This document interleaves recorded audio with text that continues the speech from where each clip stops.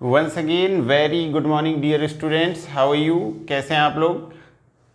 Once again welcome back on our today's class. Our today's topic is concept of costs and it is a chapter from micro economics.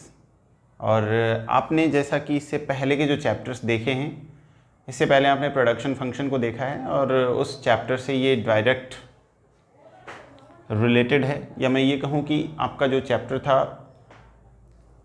Production function वो इससे सीधे related है या relationship रखता है. तो चलिए आज के इस टॉपिक को स्टार्ट करते हैं. कॉन्सेप्ट ऑफ कॉस्ट जो आपका चैप्टर है, और समझते हैं कि आखिरकार ये जो कॉस्ट होती है ये क्या है, इसका मीनिंग क्या है, किस टाइप की होती है, टाइप्स क्या होते हैं, और इकोनॉमिक्स के अंदर इसको हम किस तरीके से जो है एक्सप्लेन कर सकते हैं, किस तरीके से इसको जो है डिस्क्राइब कर सकते हैं with the help of table and with the help of diagram, या मैं ये कहूँ कि tabular presentation and diagrammatic presentation. तो चलिए देखते हैं कि कॉन्सेप्ट ऑफ कॉस्ट जो है ये प्रोडक्शन वाले चैप्टर से कैसे रिलेटेड है और आप इसको कैसे समझ सकते हैं एक बहुत ही सिस्टमेटिक मैनर के अंदर. तो सबसे पहले ये काफ़ी आसान सा टॉपिक है, आई थिंक, मुझे लगता है, और बहुत अच्छा भी है और साइंटिफिक भी है. तो जो हमारा आज की क्लास का टॉपिक है ये है कॉन्सेप्ट ऑफ कॉस्ट्स. ये ध्यान रखेंगे बच्चों आप, है ना. ये जो टॉपिक है हमारा, तो इसमें हम आज जो बात करने वाले हैं वो इस वर्ड के बारे में बात करने वाले हैं. ये सारा हिस्ट्री इस चैप्टर के अंदर इसी के ऊपर रहेगा. तो सबसे पहले जब आप किसी भी चैप्टर को पढ़ने के लिए जा रहे होते हैं, तो मैंने आपको बार बार कहा है कि उस चैप्टर के प्रीफेस में जाना है. प्रीफेस में जा कर के सबसे पहले उसके बेसिक पॉइंट्स क्या होने वाले हैं वो आपको आना चाहिए, यानी इस चैप्टर के अंदर आप क्या क्या बात करेंगे. तो सबसे पहले तो समझेंगे कि जो कॉस्ट है इसका मीनिंग क्या होता है. कॉस्ट का मीनिंग समझने के बाद में इसके टाइप्स के बारे में बात करेंगे. टाइप्स अकॉर्डिंग टू टाइम, ये बात करेंगे. फिर इसके बारे में बात करेंगे टाइप्स जब आप क्लियर कर लेंगे टाइम के अकॉर्डिंग. फिर इसके बारे में जब टाइम के अकॉर्डिंग बात करेंगे तो जो कॉस्ट के टाइप्स हैं डायरेक्ट इनकी बात की जाएगी. ठीक है ना. इसमें कई तरीके की चीज़ें आप देखेंगे यहाँ पर, जैसे आपको फिक्स्ड कॉस्ट देखने को मिलेंगी और आपको वेरिएबल कॉस्ट देखने को मिलेंगी. इनके बारे में भी हम बात करेंगे. ठीक है. इसके अलग अलग कॉन्सेप्ट्स होते हैं, तो दोनों के कॉन्सेप्ट्स के बारे में बात करेंगे या दोनों के टाइप्स के बारे में बात करेंगे. ठीक है ना. या फिर मैं आपको ये कहूँ, ठीक है ना, कि यहाँ पर ये फिक्स्ड है, ये वेरिएबल कॉस्ट है. ठीक है. अब इसमें कुछ होती हैं आपकी शॉर्ट रन कॉस्ट और कुछ होती हैं आपकी लॉन्ग रन कॉस्ट. मोस्टली आपके सिलेबस में ये लॉन्ग रन कॉस्ट वाला जो पार्ट है ये नहीं है, ज़्यादातर इसी पे फोकस किया गया. तो हम इसके बारे में बात करेंगे, वो भी बताएंगे आपको. और सबके या मैं ये कहूँ कि लास्ट में आप लोग देखेंगे रिलेशनशिप. क्या देखेंगे आप? रिलेशनशिप. ये रिलेशनशिप किस में देखेंगे? जो कॉस्ट के डिफरेंट कॉन्सेप्ट्स हैं उनके बारे में. ठीक है. कौन कौन से कॉन्सेप्ट्स हैं उनके बारे में आगे इस चैप्टर के अंदर डिटेल में आपको हम बताएंगे, तो ये आप ध्यान से देखिएगा. कुछ बेसिक सी बातें जो आपको आना चाहिए वहीं से स्टार्ट करेंगे, जिससे कि आपको ये चैप्टर एकदम बोरिंग ना लगे और बहुत अच्छे तरीके से आप कम शब्दों में से समझ पाएँ. तो चलिए यहीं से स्टार्ट करते हैं नंबर 1 से, है ना. मान लीजिए मैं आपको लास्ट वाला चैप्टर कौन सा था हमारा? प्रोडक्शन. तो वहीं से स्टार्ट करता हूँ. मान लीजिए this is the word production. अब आप एक बात बताइए मुझे बच्चों कि प्रोडक्शन कौन करेगा? कंज्यूमर करेगा या प्रोड्यूसर करेगा? तो बच्चे जवाब देंगे सर प्रोड्यूसर करेगा सर. चलिए यहाँ तक आपकी बात मान ली मैंने.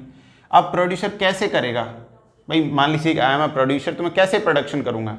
बताइए मुझे. कुछ ना कुछ चीज़ों की ज़रूरत पड़ेगी. इट मीन्स इनपुट्स की ज़रूरत पड़ेगी. तो जो प्रोड्यूसर है इसको इनपुट्स की ज़रूरत पड़ेगी. अब इकोनॉमिक्स के अंदर जब आप पढ़ते हैं तो इनपुट्स जनरली 2 तरीके के होते हैं. 2 types of inputs are here. एक जो आपके प्रोडक्शन फैक्टर्स जिनको आप बोलते हैं पीएफ, इनके अंदर आप क्या क्या देखेंगे? लैंड, लेबर, कैपिटल और एंटरप्रेन्योर। मैंने बहुत शॉर्ट में लिखा है बच्चों, ध्यान रखेंगे। और एक होते हैं आपके नॉन जो प्रोडक्शन फैक्टर होते हैं जिसको आप कॉल करते हैं रॉ मटेरियल। ये जो रॉ मटेरियल होता है ये नॉन प्रोडक्शन फैक्टर होता है, उत्पादन के साधन बोलते हैं आप इनको। तो इस तरीके से ये कुछ यहाँ पे इनपुट्स हो सकते हैं जिनका यूज़ करते हुए ये प्रोड्यूसर इस कंडीशन तक पहुँचेगा। बहुत आसान से शब्दों में समझा रहा हूँ बच्चों में, आपको ध्यान रखना है और फॉलो करना है मुझे, है ना। चलिए यहाँ पर इनपुट्स जो है लगा दिए हैं। अब मैं आपको कुछ बातें यहाँ पर बता रहा हूँ कि ये जो दोनों टाइप के इनपुट्स आप ये प्रोड्यूसर ने लगाए हैं, तो आप एक बात बताइए, मान लीजिए लेबर है, कैपिटल है, लैंड है, एंटरप्रेन्योर है या रॉ मटेरियल है, तो क्या ये फ्री में प्रोड्यूसर को मिलेगा? क्योंकि लेबर है तो मार्केट से कई बार आपको जो है हायर करना पड़ता है, कैपिटल पूंजी लेनी पड़ती है, एंटरप्रेन्योर लैंड है, ज़मीन, उसका रेंट देना पड़ता है, तो बहुत सारी चीज़ें हैं। रॉ मटेरियल खरीद रहे हो आप कुछ भी, तो ये सारी चीज़ें ऐसी चीज़ें हैं, तो ये फ्री में नहीं मिलेंगी प्रोड्यूसर को। तो फ्री में नहीं मिलेंगी तो इसका क्या करना पड़ेगा भाई? पेमेंट करना पड़ेगा। इस पेमेंट को इकोनॉमिक्स में क्या बोलोगे आप? यहाँ पर एक्सपेंडिचर बोलोगे, ठीक है। इस एक्सपेंडिचर को, यानी ये जो खर्चा हुआ है किसको परचेज करने में? इनपुट्स के लिए। किसने किया है? प्रोड्यूसर ने किया भाई। तो कौन वेयर करेगा या कौन इनकर्ड करेगा? तो प्रोड्यूसर करेगा। किसको? इस एक्सपेंडिचर को, ठीक है ना, ठीक है ना। इनकर्ड बाय प्रोड्यूसर, जो आपका प्रोड्यूसर है उसने इसको वियर किया है, वहन किया है, वो उठाएगा इसका खर्चा। चलिए ठीक है। इन इनपुट्स की हेल्प से इस तरीके से ये जो सर्कल आप देख रहे हैं यहाँ पर, ये जो साइकिल जो आप पूरा देख रहे हैं यहाँ पे प्रोडक्शन का, तो ये जैसे ही ये खर्चा इनका उठाएगा, इस इनपुट्स को डालेगा, इनपुट्स का रिएक्शन होगा भाई। इनपुट आप डालोगे तो रिएक्शन में क्या आएगा? आउटपुट आएगा। जैसे आप प्रोडक्शन फंक्शन में लिखते थे कि Q यानी एक्स गुड्स का अगर ये फंक्शन है, is a function of labour and capital, और यहाँ पर एक कोई भी फैक्टर जो थे आप यहाँ पर कांस्टेंट रखते थे, F4 फंक्शन। ये शॉर्ट रन के अंदर होता था प्रोडक्शन फंक्शन। तो इसके अंदर क्या होता था कि ये दोनों जो है इनपुट्स होते थे और ये आउटपुट होता था। ये आउटपुट जो है टोटली किस पे डिपेंड होता था? इनपुट्स पे। तो ये फ्री पार्ट है, डिपेंड नहीं है, ये डिपेंड है। जो आपका एक तरीके से में ये राइट हैंड हुआ, ये लेफ्ट हैंड हुआ, तो जो लेफ्ट हैंड साइड है ये डिपेंडेबल है और जो राइट हैंड साइड है ये फ्री है, यानी L एंड K, यानी ये जो प्रोडक्शन के फैक्टर हैं ये फ्री हैं। तो ये जो प्रोसेस होगा, इस प्रोसेस के दौरान प्रोडक्शन किसका होता है भाई? या तो गुड्स का होगा या फिर सर्विस का होगा, ठीक है ना। ये जो पूरा साइकिल है, ठीक है ना, तो इसमें क्या होगा कि जो प्रोड्यूसर इनकर्ड करेगा एक्सपेंडिचर को, या वहन करेगा या पेमेंट करेगा, so cost refers the expenditure which is incurred by the producer. आप इस तरीके से इस डेफिनेशन को कॉल कर सकते हैं। मैं वापस एक बार रिप्लाई कर रहा हूं। What is production, what is cost, what is cost? So cost refers the expenditure which is incurred by the producer in the process of production and it reflected in the way of output, ठीक है ना। तो यहाँ पर इस तरीके से आप इसको कोरिलेट करते हुए बता सकते हैं कि कॉस्ट क्या है। अब कॉस्ट को सिंपल वे में कोई बच्चा कहता है सर कॉस्ट तो सिर्फ और सिर्फ एक्सपेंडिचर है जो प्रोडक्शन की प्रोसेस में वेयर की जाती है प्रोड्यूसर के द्वारा। तो उस बच्चे को मैं ये कहूँगा कि बेटा आपने सही बताया, आपने गलत नहीं बताया, आप बिल्कुल अपनी जगह पर सही हैं। समझाने के तरीके अलग अलग हो सकते हैं, बहुत सारी चीज़ें होती हैं, तो हम बहुत सिंपल तरीके से समझें, किसी बेस को समझें कि आखिरकार वो बेस क्या कहना चाहता है, कि वो कॉस्ट का वर्ड आया कैसे। तो आखिरकार ये जो कॉस्ट जिसको लागत बोलते हैं हिंदी में, ये क्या है? किसी गुड्स और सर्विस को प्रोडक्शन करने का एक्सपेंडिचर जिसको वेयर किया जाता है प्रोड्यूसर के द्वारा, ये वो खर्चा है। समझ गए आप? मैंने आपको इनपुट्स यहाँ पर इस तरीके से एक्सप्लेन करके दिखाए हैं, तो होप सो कि ये आपको पसंद आए होंगे और ये चीज़ें आपको पसंद आ गई होंगी, समझ में भी आ गई होंगी। तो आई थिंक कि अब आपको कॉस्ट का जो ये कॉन्सेप्ट है ये बिल्कुल क्लियर हो गया होगा। अब आपको हम नेक्स्ट स्टेप पर लेकर चलेंगे। तो नेक्स्ट स्टेप पर जाने से पहले आप ये नोट डाउन करना चाहें तो आप नोट डाउन कर सकते हैं इस तरीके का। आप अपने कॉन्सेप्ट को इस तरीके से तैयार करें कि अगर एग्जाम में आपसे कुछ पूछा जा रहा है तो आप अपना आंसर खुद निकाल सकें, या आपको बहुत कुछ लिखना है तो आप लिख सकें। रटने वाली प्रवृत्ति इकोनॉमिक्स में ना रखें बच्चों, क्योंकि इकोनॉमिक्स रटने वाला सब्जेक्ट नहीं है। इकोनॉमिक्स के अंदर आपको कंडीशन क्रिएट करनी है, उनका सॉल्यूशन भी खुद को निकालना है, ये एक ऐसा सब्जेक्ट है। तो आगे चलिए और इस चैप्टर में आगे हम बात करते हैं। तो आगे जब इसके अंदर हम बात करेंगे तो कुछ चीज़ों का हमें बहुत ध्यान रखना है। चलिए यहाँ तक ये चीज़ें क्लियर हो गई, इधर ही पूरा चैप्टर मैं इसको कवर अप करूँगा। नेक्स्ट बात आती है कि आखिरकार अभी कॉस्ट, चलो ये तो ठीक है भाई, एक्सपेंडिचर हो गया। अब ये इसके टाइप्स कैसे कैसे, आप टाइप्स को डिवाइड करने के कई तरीके हैं, कई वे होते हैं जिसमें आपको टाइप्स बताए जाते हैं। तो यहाँ कंफ्यूज नहीं होना है, बहुत सिंपल तरीके से मैं आपको बताऊँगा, आपको फॉलो करना है बस। सबसे पहले हम बात करेंगे, जनरली ये आपको कहीं लिखा हुआ मिलेगा इस तरीके से, जब टाइप्स की बात होगी एक तरफ लिखा हुआ मिलेगा आपको एक्सप्लिसिट कॉस्ट और एक तरफ आपको लिखा हुआ मिलेगा implicit cost.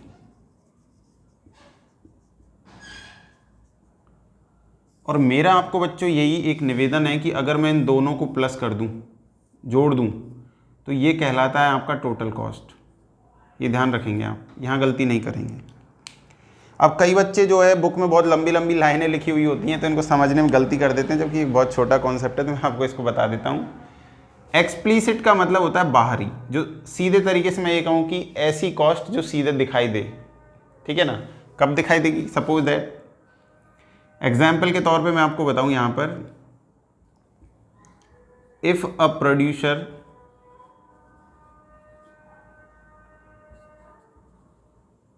Higher a worker from market, ठीक है ना, अगर बाजार से श्रम खरीद रहा है प्रोड्यूसर या श्रमिक खरीद रहा है, तो उसको बदले में जो आपका पेमेंट करेगा वो उसकी सर्विस के बदले में, तो वो जो पेमेंट होगा वो कौन सा कॉस्ट होगा? एक्सप्लिसिट कॉस्ट में आएगा, क्योंकि सीधा दिखेगा आप उसको कैश पेमेंट कर रहे हैं। और इम्प्लिसिट कॉस्ट की जब बात करेंगे हम लोग, तो इसमें ये समझना है कि ये सेल्फ ओन्ड इनपुट के लिए होती है। Self owned inputs. अब सेल्फ ओन्ड इनपुट्स, बच्चे कई बार घबरा जाते हैं कि सर ये क्या आ गया। सेल्फ ओन्ड इनपुट का मतलब है कि मान लीजिए कि कोई फर्म है और उस फर्म के अंदर आपकी फैमिली के लोग ही काम कर रहे हैं, as a manager, as a worker, तो क्या आप उनको पेमेंट देंगे? फिजिकली तौर पे नहीं देंगे। हो सकता है कि आपकी फर्म को जो प्रॉफिट हो उसका पार्ट उनको शेयर किया जाए, उसमें से उनका खर्चा निकाला जाए, बट कभी भी आप डायरेक्ट सैलरी अपने सेल्फ ओन्ड इनपुट से उनको नहीं देंगे। हो सकता है कि आपकी जो फर्म है वो आप ही की ज़मीन पर बनी हुई है, तो क्या आप रेंट देंगे ज़मीन का? नहीं देंगे। तो इस तरीके से अगर सेल्फ ओन्ड इनपुट आपके पास हैं तो ये इम्प्लिसिट कॉस्ट में आते हैं, यानी कि दिखती नहीं है एक तरीके से, लेकिन होती है। यानी कि सेल्फ ओन्ड इनपुट्स का मार्केट प्राइस क्या है? मान लीजिए कि आपकी ज़मीन है और उस ज़मीन पर आपने फैक्ट्री चला रखी है, तो अगर मान लीजिए वो ज़मीन आपकी नहीं होती और मार्केट में मान लीजिए कि उसका मंथली रेंट अगर आपकी फैक्ट्री उस पर लगी होती तो 2000 रुपये होता, तो 2000 रुपीज़ यहाँ पर इम्प्लिसिट कॉस्ट हो जाएगा। यानी ये सेल्फ ओन्ड इनपुट्स का मार्केट वैल्यू होता है या मार्केट प्राइस होती है एक तरीके से, तो ये ध्यान रखेंगे। ये सीधे सीधे से बाहरी तौर पर दिखती है कोई भी सामान। मैं एक और एग्जांपल दे देता हूँ इसका एक्सप्लिसिट कॉस्ट का। मान लीजिए कि प्रोड्यूसर है और वो रॉ मटेरियल परचेज कर रहा है। अब रॉ मटेरियल परचेज करेगा तो पेमेंट करना पड़ेगा भाई, मार्केट में पेमेंट करना पड़ेगा, तो ये भी एग्जाम्पल हो गया एक्सप्लिसिट कॉस्ट का। तो एक्सप्लिसिट कॉस्ट और इम्प्लिसिट कॉस्ट दोनों तरीके की कॉस्ट को अगर मिला दें तो टोटल कॉस्ट आपका हो जाता है। यहाँ कन्फ्यूज़न आपका बिल्कुल नहीं होना चाहिए, ठीक है ना। तो ये चीज़ आई थिंक कि आपको क्लियर हो गई होगी। अब हम इसको आगे बात करते हैं। जैसे कई तरीके से डिवाइड किया जाता है कॉस्ट को। एक हो गया आपका सबसे नंबर 1 पे, जैसे एक्सप्लिसिट और इम्प्लिसिट, जिसको मैंने आपको अभी बता दिया है। फिर से हम कुछ और तरीके की कॉस्ट देखेंगे जो जनरली, यानी कि आपको इधर उधर न्यूज़पेपर्स में बार बार वर्ड आते रहते हैं, वहाँ से आपको समझने में मदद मिलेगी। अब कई बार बोला जाता है कि सर ये कॉन्सेप्ट बताओ, कौन सा? सेलिंग कॉस्ट, और ठीक है, या फिर मैं ये कहूँ कि एंड प्रोडक्शन कॉस्ट। इनके अंदर क्या अंतर है? ये दोनों कॉन्सेप्ट कैसे अलग हैं या एक जैसे हैं, आप इनको बताओ सर थोड़ा सा। तो यहाँ पर बच्चों सेलिंग कॉस्ट के बारे में मैं आपसे बहुत कम शब्दों में समझाऊंगा और सिर्फ इतना ही कहूँगा। एग्जाम्पल के तौर पर अगर आप कहीं देखते हैं एडवर्टीजमेंट कॉस्ट,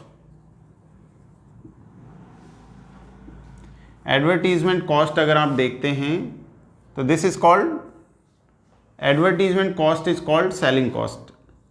क्यों आती है ये? To promote the selling of particular good.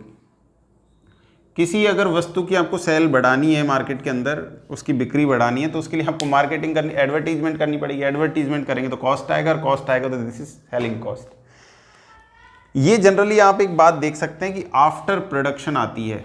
कब आती है बच्चों? आफ्टर प्रोडक्शन, यानी कोई गुड्स प्रोड्यूस कर ली गई है फैक्ट्री के अंदर, अब उसको प्रमोट करना है तो उसके लिए आपको एडवर्टीजमेंट करनी पड़ेगी। यानी कि फैक्ट्री में जब मान लीजिए कोई नई नई कार बन रही होती है और बन करके बिल्कुल रेडी हो जाती है, उसका पहला वर्जन, तो वो मार्केट में रखा जाता है और उसकी ऐड दिए जाते हैं टीवी चैनल्स पे, एफएम पे, और भी कई सोशल मीडियाज़ के ऊपर हैं आजकल, फेसबुक, व्हाट्सएप और पता नहीं इंस्टाग्राम एक्सेट्रा एक्सेट्रा, ट्विटर वगैरह, तो वहाँ प्रमोट किया जाता है। तो उसके लिए क्या है कि आपको पे करना होगा। जो चैनल आपकी स्क्रीन पे उसको दिखाएगा आपके प्रोडक्ट को, तो वो आपसे कॉस्ट लेगा, खर्चा मांगेगा आपसे, है ना। तो ये सेलिंग कॉस्ट जो होती है जनरली प्रमोट करने के लिए होती है किसी भी ब्रांड को, किसी भी पर्टिकुलर गुड्स की सेलिंग को, तो इसलिए इनको सेलिंग कॉस्ट बोला जाता है। यहाँ पर प्रोडक्शन कॉस्ट जो होती है ये बिल्कुल फैक्ट्री के अंदर जो आप प्रोड्यूस कर रहे हैं किसी गुड्स एंड सर्विस को, तो वहाँ पर आने वाली जो कॉस्ट है वो आपकी प्रोडक्शन कॉस्ट होगी। तो प्रोडक्शन कॉस्ट जो है ये इनसाइड द फैक्ट्री होती है।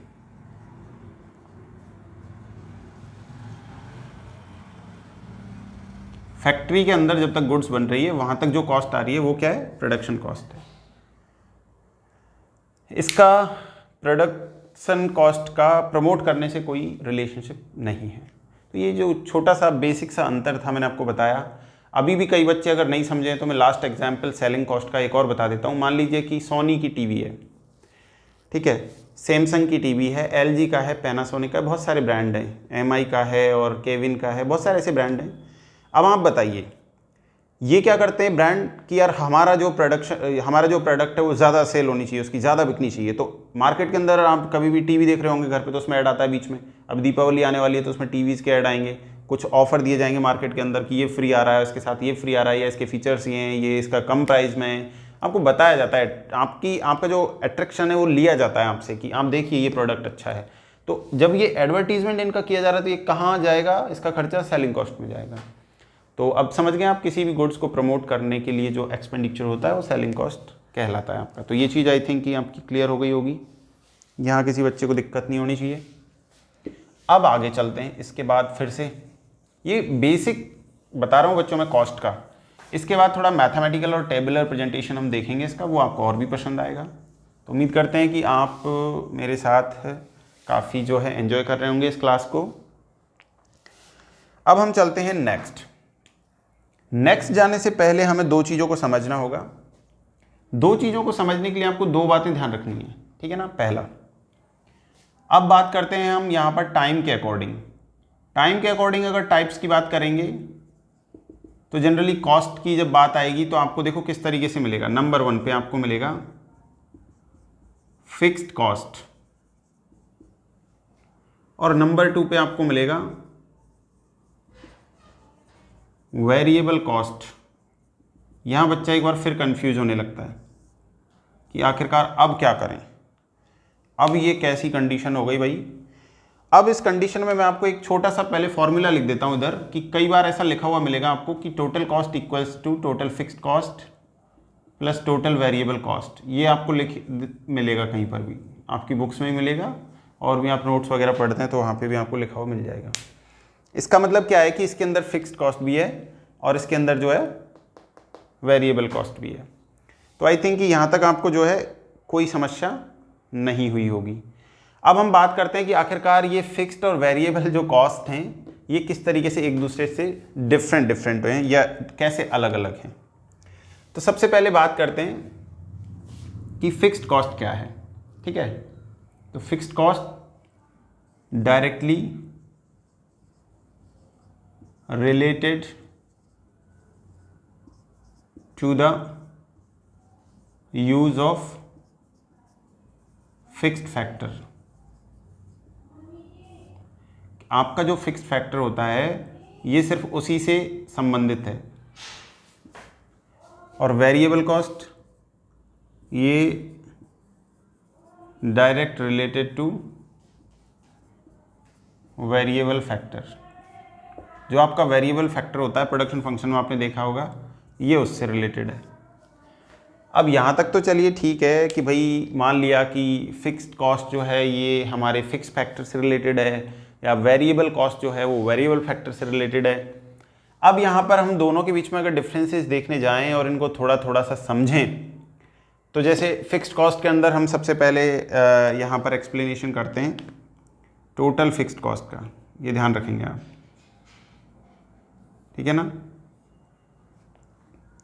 तो ये जो टोटल फिक्स्ड कॉस्ट है ये सेम इसी का पार्ट है। तो अब यहाँ पे आपको क्या करना पड़ेगा कि जो फिक्स्ड कॉस्ट होती हैं इनके अंदर क्या होता है कि नो चेंज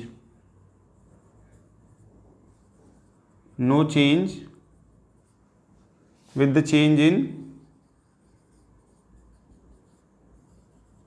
आउटपुट। अगर फर्म का आउटपुट बदल रहा है तो टीएफसी या मैं ये कहूँ कि जो आपकी फिक्स्ड कॉस्ट होने वाली है उनमें कोई अंतर नहीं आएगा, ये कांस्टेंट रहेंगी।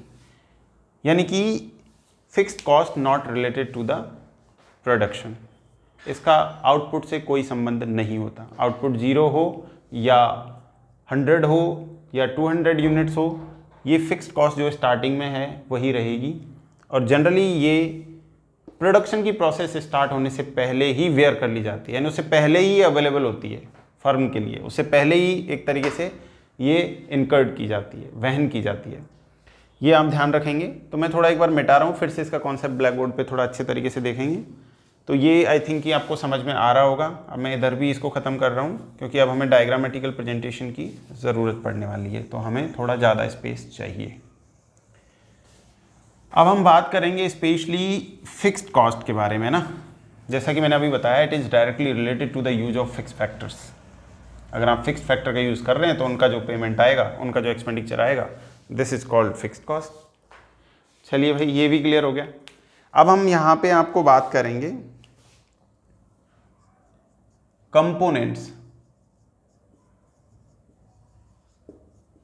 Components of fixed cost. इससे पहले कि मैं इसके कंपोनेंट्स की बात करूं, मैं इसके कुछ नेम आपको बता देना चाहता हूं कि इसको और क्या क्या कहते हैं, यानी फिक्स्ड कॉस्ट को और क्या क्या कहा जाता है, या इसके कौन कौन से नेम हैं। इसको सप्लीमेंट्री कॉस्ट भी बोला जाएगा, सप्लीमेंट्री कॉस्ट भी कॉल्ड करेंगे आप इसको। ओवरहेड कॉस्ट भी इसको बोलेंगे आप लोग, है ना। तो ये हो गया नंबर 1, ये हो गया नंबर 2 और ये हो गया नंबर 3। इनडायरेक्ट कॉस्ट भी इसको बोलेंगे आप। अब एग्जाम में क्वेश्चन आएगा तो आप बता दोगे ना, अगर तीनों नेम आएंगे तो किसका नेम है, फिक्स्ड कॉस्ट का नेम है। अब बात करते हैं कि इसके कंपोनेंट्स कौन कौन से होते हैं। तो चलिए कंपोनेंट्स को भी जान लेते हैं। जैसे कंपोनेंट्स के अंदर नंबर 1, अगर मान लीजिए कि कोई परमानेंट एम्प्लॉई है, परमानेंट एम्प्लॉय को आप उसकी वेज या उसका पे, मजदूरी दे रहे हो, तो ये कहाँ आएगा, ये फिक्स्ड कॉस्ट में आएगा। फिक्स्ड है भाई, देनी है परमानेंट को सैलरी, आउटपुट कुछ हो या ना हो, लाइक दैट। और अच्छा, बहुत सिंपल एग्जाम्पल मैं आपको बताऊं, I am a government servant. अब आप बताइए कि मैं कार्य करूं या ना करूं, मुझे मंथली सैलरी मिलेगी, लेकिन मेरे काम का ऑब्जर्वेशन किया जा रहा है। बट अगर मान लीजिए कहीं मिस्टेक भी है या कोई ऐसा लीकेज रहता है, तो भी मुझे पेमेंट मिलेगा, मेरा जो मंथली पेमेंट है, क्योंकि I am a stable employ, या मैं ये कहूँ कि परमानेंट एम्प्लॉय, तो मुझे पेमेंट आप गवर्नमेंट को देनी ही पड़ेगी। तो यहाँ पर जो परमानेंट एम्प्लॉय का एक तरीके से ये पेमेंट है, ये आएगा आपका कंपोनेंट्स ऑफ फिक्स्ड कॉस्ट के अंदर। सेकंड, आपका जैसे मशीन प्लस प्लांट, इसका जो पेमेंट है, स्टार्टिंग में मशीनरी प्लांट में जो खर्चा आएगा, वो किसका पार्ट है, किसका कंपोनेंट है, फिक्स्ड कॉस्ट का है। नंबर 3 पर जैसे लैंड एंड बिल्डिंग्स, इसका अगर कोई इस पर एक्सपेंडिचर हो रहा है लैंड एंड बिल्डिंग्स पर, तो ये किसका कंपोनेंट्स है? फिक्स्ड कॉस्ट का। नंबर 4, पे ऑफ इलेक्ट्रिसिटी बिल,